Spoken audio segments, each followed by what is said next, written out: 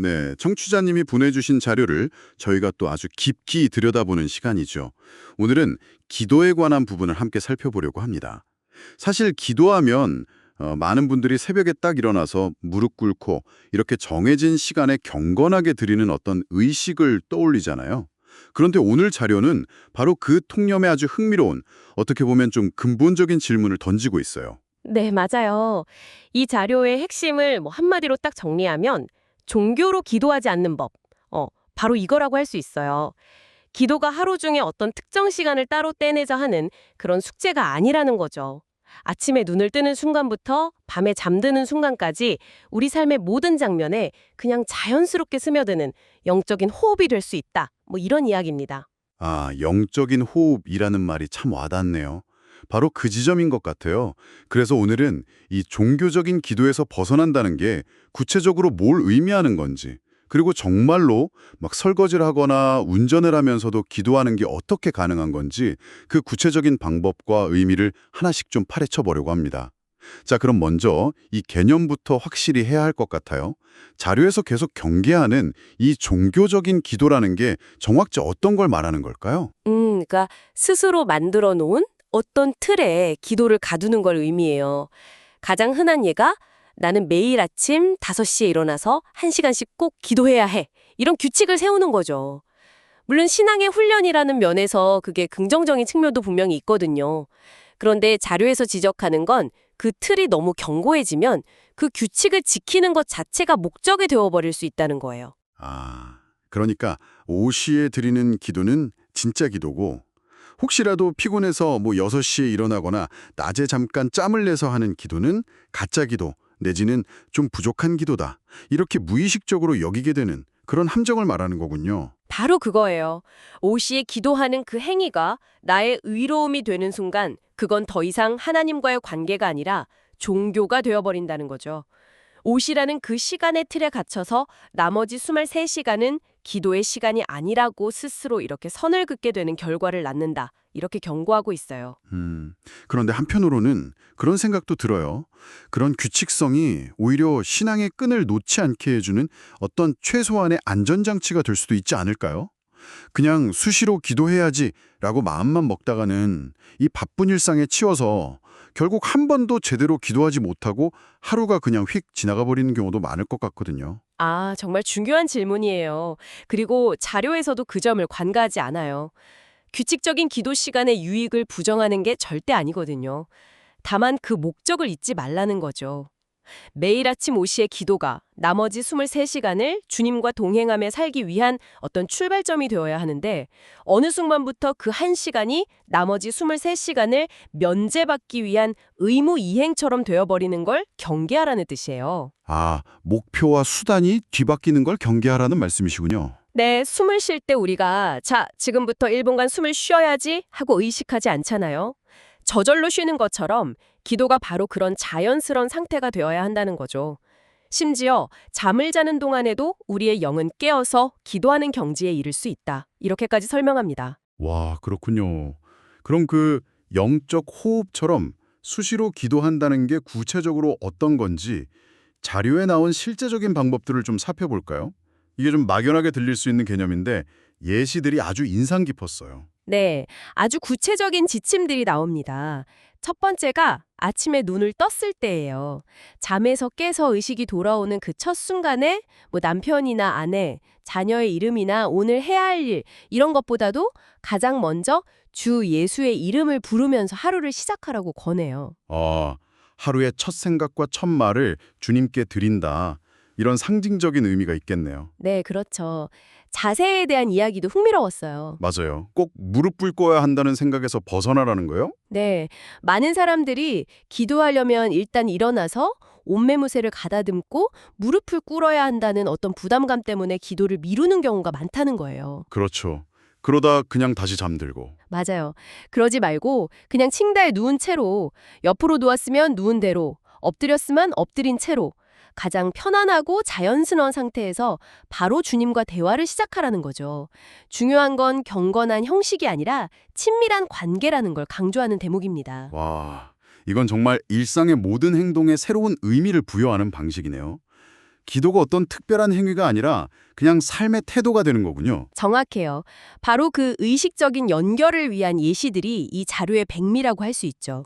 예를 들어 세수를 할 때는 그냥 얼굴을 씻는 게 아니라 주님, 이 시원한 물로 제 얼굴의 더러움을 씻어내는 것처럼 주님의 영으로 제 안에 있는 온갖 추하고 복잡한 생각들을 깨끗하게 씻어주세요 라고 기도하는 거예요. 와, 매일 하는 행동인데 설거지할 때도 비슷한 예시가 있었죠. 네, 쌓인 그릇들을 닦으면서는 주님, 제가 지금 이 더러운 그릇을 깨끗하게 닦아 다시 귀하게 쓰려는 것처럼 제 자녀들을 혹은 제 자신을 주님의 피로 깨끗하게 닦으셔서 주님의 귀한 도구로 사용해 주세요. 이렇게 기도하는 거죠. 아, 또 음식을 만들면서는 재료를 손질하면서 주님이야말로 저의 가정에 참된 생명의 양식이십니다. 라고 고백할 수 있고요. 듣고 보니까 정말 못할 게 없네요.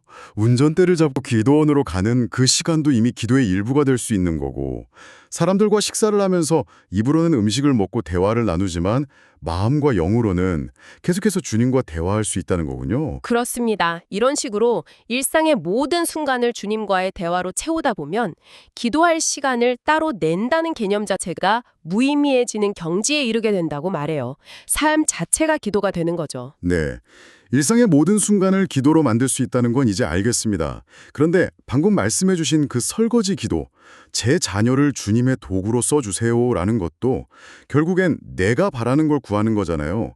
자료에선 이렇게 우리가 기도하는 내용 자체에 대해서도 뭔가 다른 관점을 제시하고 있나요? 네, 바로 그 지점을 아주 날카롭게 파고들어요.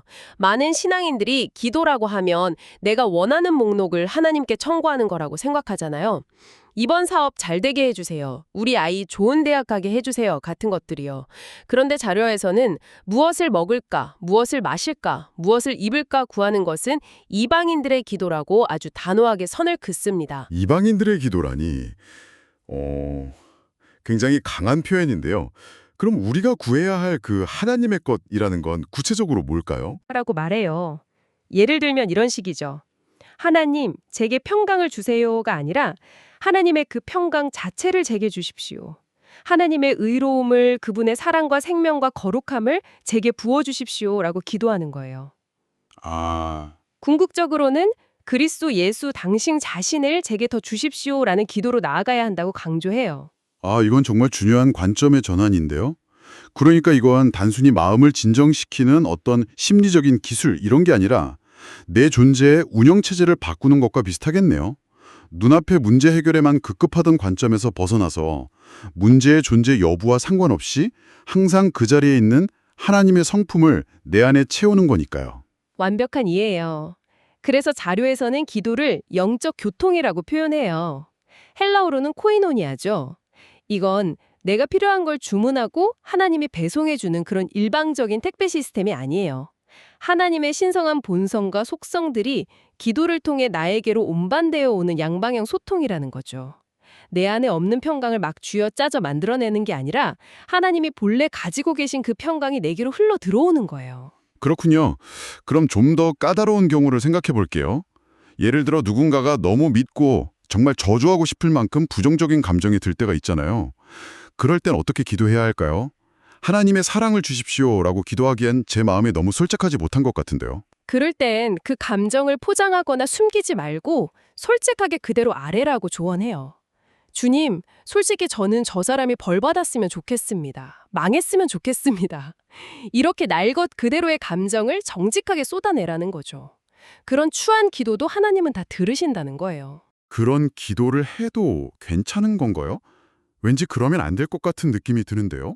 자료에서는 이 과정이 마치 오염된 물을 강력한 필터에 통과시키는 것과 같다고 비유해요. 처음에는 흙탕물 같은 내 감정이 그대로 기도로 터져 나오지만 주님이라는 빛, 그 필터를 계속 통과하면서 기도를 하는 중에 스스로 깨닫게 된다는 거예요. 아, 내 기도가 정말 유치하구나. 이게 얼마나 합당하지 않은가를 주님의 빛 안에서 발견하게 된다는 거죠. 아, 하나님이 네 기도는 틀렸어 라고 지적하시는 게 아니라 기도하는 과정 속에서 스스로 자기 기도의 문제점을 보게 된다는 거군요. 맞아요. 그러면 기도의 내용이 자연스럽게 바뀌기 시작해요. 저 사람이 벌받게 해주세요에서 주님, 저 사람이 뭘 잘못했는지 깨닫게라도 해주세요로 바뀌죠. 거기서 기도가 더 깊어지면 마침내 주님, 돌이켜보니 사실은 제가 깨달아야 할 문제였군요. 저 사람을 향한 제 마음이 왜 이렇게까지 삐뚤어졌을까요? 저를 불쌍히 여겨주세요. 라는 고백으로 변화되는 과정을 겪게 된다고 설명해요. 와, 결국 기도를 통해 내가 원하는 걸 얻어내는 게 아니라 기도하는 나 자신이 변화되는 여정인 셈이죠. 그렇군요. 결국 이 모든 과정을 통해서 기도가 지향하는 최종 목적지는 내 뜻을 이루는 게 아니라 오히려 내 뜻을 내려놓는 곳이겠네요. 정확합니다. 기도의 최종 목표는 내 뜻이 처절하게 실패하고 오직 그리스도의 뜻만 이루어지게 해주십시오라는 기도에 이르는 것이라고 말해요. 많은 사람들이 40일 금식 기도를 했으니 내 소원이 이루어질 거라고 기대하는데 그건 어쩌면 40일 동안 내 뜻을 관철시키려는 고집을 부린 것일 수 있다고 지적하죠. 기도가 내 스케줄대로 무언가를 해결해달라고 요구하는 고객센터 민원 접수가 아니라는 거군요. 그렇죠. 내 뜻과 계획을 기꺼이 거절하고 주님의 뜻을 묻는 그런 성숙한 신앙으로 나아가는 과정이라는 거예요. 이와 관련해서 친구와 대화했던 그 일화가 아주 생생한 예시가 됐던 것 같아요. 세상적인 이야기만 하다가 그냥 헤어질 뻔했는데 속으로 계속 기도했더니 대화의 물길이 완전히 바뀌었다는 그 이야기요? 네, 그 일화가 바로 이 수시로 하는 기도의 힘이 무엇인지 가장 잘 보여주는 예시죠. 강연자가 오랜만에 만난 친구랑 계속 주식이나 부동산 같은 세상 이야기만 나누고 있었대요. 너무 답답해서 이 대화는 실패했구나 생각하며 헤어지려는데 속으로는 계속해서 기도했다는 거예요. 주님, 이 만남과 대화가 주님 보시기에 합당한 방향으로 이끌어지게 해주세요. 제가 억지로 화제를 바꾸지 않게 하시고 주님께서 직접 일해주세요. 내가 상황을 주도하려고 애쓰는 대신에 주도권을 주님께 완전히 넘겨드린 거네요? 바로 그거죠. 그렇게 계속 속으로 기도하면서 대화를 이어가는데 헤어지기 직전 마지막 순간에 친구가 갑자기 툭 던지더래요. 그런데 말이야, 창세기를 읽다 보니까 궁금한 게 생겼는데 하면서 아주 깊은 신학적인 질문을 하더라는 거죠. 와, 타이밍이 정말... 그렇죠. 그 질문 하나로 대화의 흐름이 180도 바뀌어서 이후로는 아주 풍성한 영적인 교제를 나누고 헤어졌다고 해요. 내가 억지로 대화 주제를 바꾸려고 애썼다면 오히려 어색해지고 실패했을 텐데 기도를 통해 주님께서 직접 상황을 가장 자연스럽고 완벽한 타이밍에 이끌어 가셨다는 거죠. 이게 바로 삶의 모든 순간을 주님과 의논하고 동행하는 종교적이지 않은 살아있는 기도의 모습이라고 강조합니다. 오늘 이야기를 정리해보면 기도는 정해진 시간에만 드리는 그런 종교적인 의식이 아니라 우리의 일상에 녹아있는 영적인 호흡이라는 거네요. 아침에 눈 뜨는 순간부터 세수하고 설거지하고 운전하는 모든 평범한 순간이 주님과의 깊은 대화 채널이 될 수 있다는 것. 그리고 그 대화의 내용은 나의 필요를 채워달라는 요구가 아니라 하나님의 성품 자체를 구하면서 나 자신이 변화되어가는 과정이라는 것. 이것이 오늘 자료의 핵심적인 메시지였습니다. 네, 맞습니다.